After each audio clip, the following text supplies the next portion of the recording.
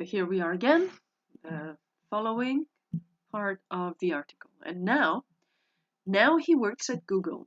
Ray Kurzweil, who believes that we can live forever and that computers will gain consciousness in a decade, is now Google's Director of Engineering. Quindi ora lavora a Google, per Google. Ray Kurzweil, che crede che noi possiamo vivere per sempre e che i computer guadagneranno coscienza, cioè avranno coscienza, consapevolezza, in a decade, in un decennio, è ora il direttore ingegnere di Google.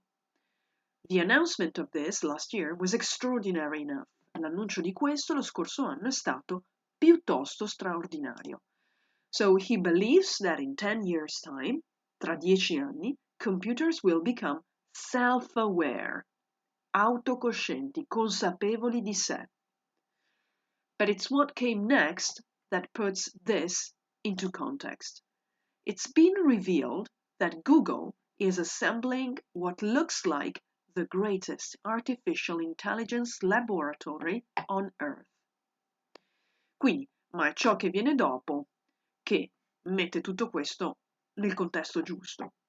È stato rivelato che Google sta assemblando, sta mettendo insieme ciò che sembra il più grande laboratorio di intelligenza artificiale sulla Terra. A laboratory designed to feed on a resource of a kind that the world has never seen before. Truly massive data, our data, from the minutiae of our lives. Occhio qui alla pronuncia, ok? Minutiae, parola un po' strana, non serve che ce la ricordiamo.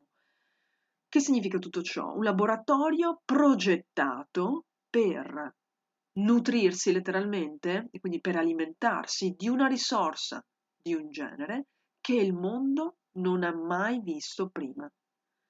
Dei dati veramente enormi, i nostri dati, dalle piccolezze delle nostre vite. So what is happening? Google's AI laboratory will use our data to build AI.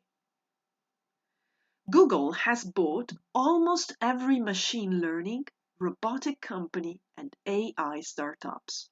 Among others, scusate, mi fermo qua. Google ha comprato quasi ogni machine learning, robotics company, cioè quasi ogni azienda che si occupa di robotica e di apprendimento delle macchine, e startup sull'intelligenza artificiale. Among others, tra gli altri, it also hired Geoff Hinton, a British computer scientist who's probably the world's leading expert on neural networks. Quindi uno scienziato che si occupa appunto, uno scienziato informatico che è probabilmente il maggiore esperto mondiale di reti neuronali o neurali. The future, in ways we can't even begin to imagine, will be Google's. Il futuro, in modi che noi non possiamo neppure iniziare ad immaginare, sarà di Google. Notice the genitive S, notate il genitivo sassone, Google's, di Google. So Google has bought all the companies dealing with AI. And it can also count on, può anche contare su, Geoff Hinton, who is a computer scientist who has worked on neural networks. This is very, very important. Okay, so I met him in his new home, a high luxury apartment block in downtown San Francisco. That's become an emblem for the city in the age of Google. Quindi lo incontro nella sua nuova casa, un appartamento luxury, lussuoso, high rise, abbiamo visto a più piani, in downtown San Francisco. Downtown in termine americano significa in the center of San Francisco. That's become, che è diventato, un emblema per la città nell'età di Google. So he lives in a luxury flat in San Francisco. Sorry, this should be capital letter.